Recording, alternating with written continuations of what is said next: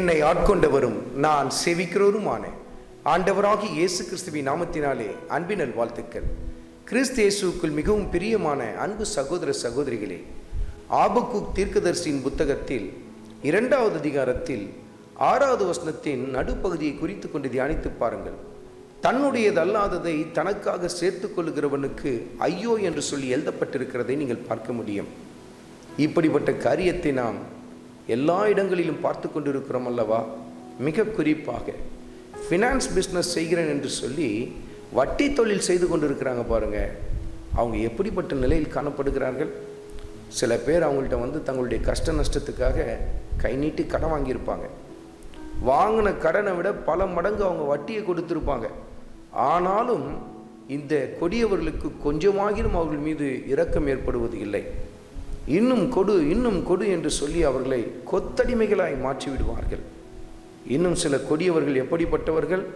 நீ வாங்கின கடனை இன்னும் அடைக்காமல் இருக்கிற, அதனால் உன் வீட்டை எனக்கு எழுதி கொடு, உன் நிலத்தை எனக்கு எழுதி கொடு என்று சொல்லி தன்னுடையதல்லாததை தனக்காக அபகரித்து கொள்ளுகிறார்கள். பாருங்கள், இப்படிப்பட்ட காரியங்கள் பெருகி கொண்டிருக்கிறது. தங்களிடத்தில் ஆள் பலம் இருக்குது, பணபலம் இருக்குது, அரசியல் செல்வாக்கு இருக்குன்றதுனால ஏழை எளியவர்களை இப்படி நசுக்கி கொண்டிருக்கிறத நம்ம பார்க்குறோம்.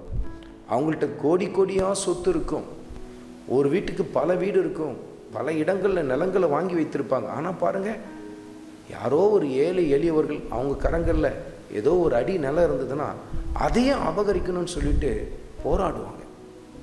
இதை தான் கர்த்தருடைய ஆவியானவர் சுட்டி காட்டுகிறார்.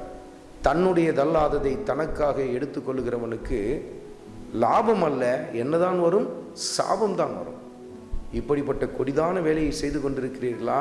உங்கள் குடும்பத்துக்கு நீங்கள் ஒன்றும் ஆசீர்வாதத்தை சேர்த்து வைக்கவில்லை, தலைமுறை தலைமுறையாய் தொடர்ந்து வரக்கூடிய சாபத்தை தான் சேர்த்து வைத்து கொண்டிருக்கிறீர்கள் என்று சொல்லி கர்த்தருடைய ஆவியானவர் சுட்டி காட்டுகிறார்.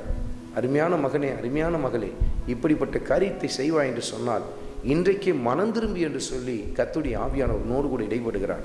அது மாத்திரமல்ல, அருமையான மகனே, அருமையான மகளே, இன்றைக்கு இப்படிப்பட்ட கொடியவருடைய கரங்களில் நீ சிக்கி கொண்டு தவித்து கொண்டிருக்கிறாயா?